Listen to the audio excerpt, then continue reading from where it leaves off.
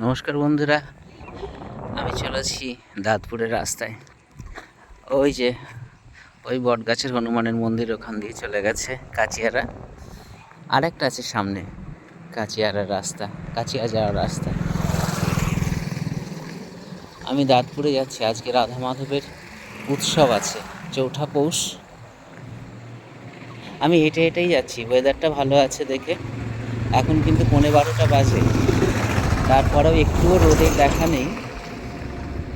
প্রকৃতির শীতকালের মতন মনে হচ্ছে। হু হু হাওয়া বইছে চারদিকে।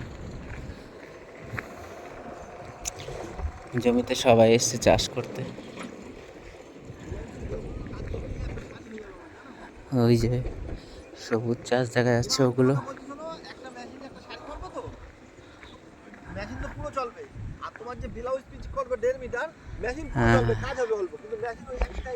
কি সুন্দর সব রাস্তা। ধুলো অবশ্য, অনেক দিন তো ধুলো জমে গেছে।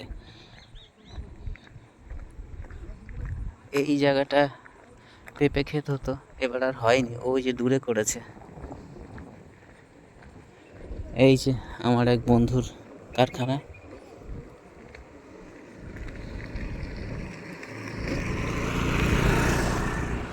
বন্ধু আমিনুলের মনে হচ্ছে, হ্যাঁ।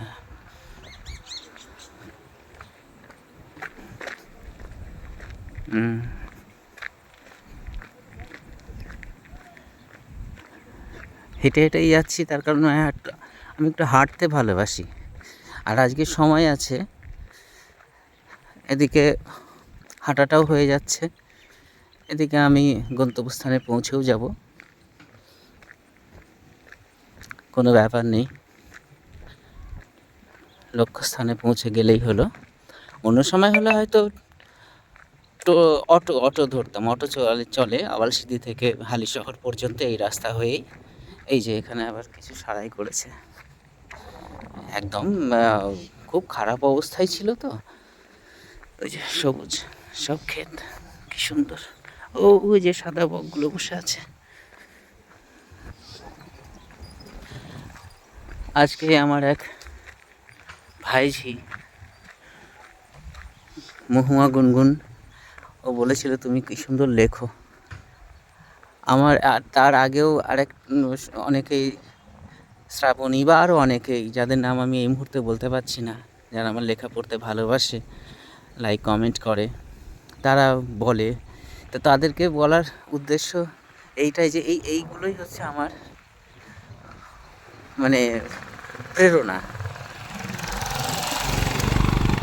লেখার যে উপকরণগুলো আমি পাই ইদানিংকাল বা আগেও, সমস্ত কিছু এইখান থেকেই, এগুলোই তার উৎস। এখান থেকে আমি অনুপ্রাণিত হয়ে দেখে দেখে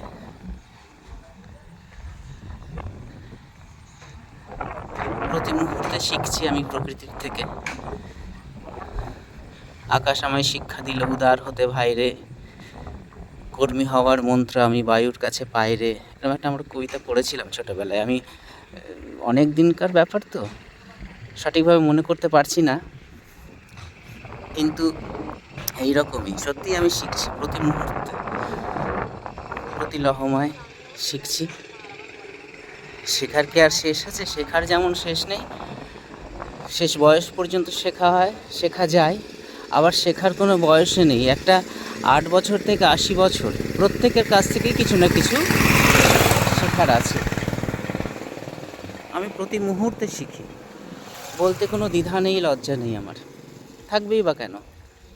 কৃতজ্ঞতা বলে তো একটা জিনিস আছে। প্রকৃতিই তো আমাদের প্রকৃত শিক্ষক।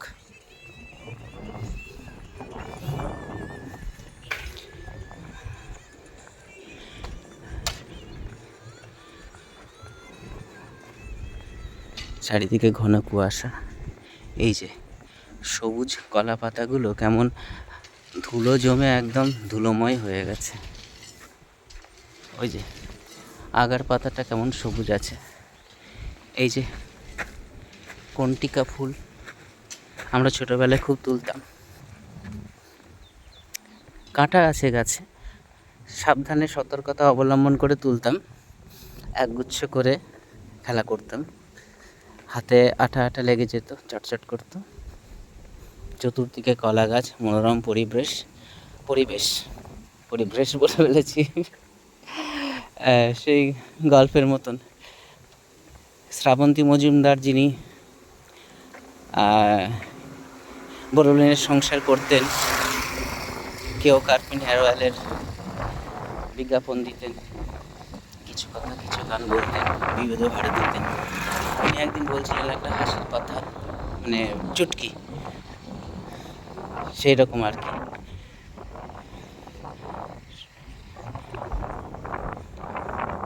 প্রদীপদা সকালে প্রাতঃভ্রমণে বেরিয়েছেন। প্রদীপদা তো শিক্ষক মানুষ, তার উপর আবার সংস্কৃত, তার তো ভুল ধরাই অভ্যাস হবে হয়তো। অনেকের আবার থাকে না ভুল ধরাটা, বলছে বলুক। তিনি আবার খুঁতখুঁতে, তার কানে বেজেছে,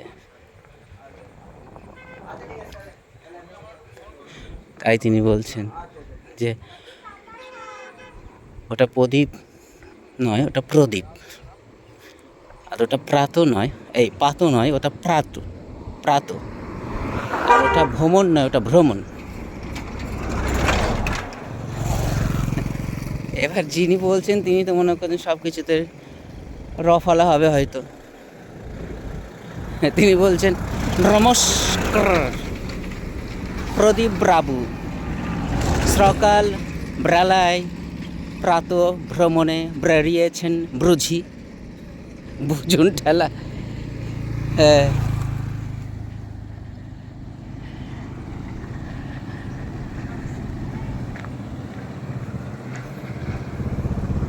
কাজের ব্যস্ততা, এই যে পেঁপে গাছ, পেঁপে খাওয়া শরীরের পক্ষে খুব ভালো। আমি তো খুব পছন্দ করি পেঁপে ভাতে, পেঁপে চচ্চড়ি, পেঁপের চাটনি, বিভিন্ন। আবার আমি ওই ডালে সম্বার ছাড়াই সিদ্ধ টাইপের ওই পেঁপে পাতলা করে লম্বা করে চিড়ে দেওয়াটা, ওটা আমার প্রিয়, দুর্দান্ত লাগে খেতে। সবাই ব্যস্ত, রুটি রোজগারের ব্যাপার, রুজি রোজগার।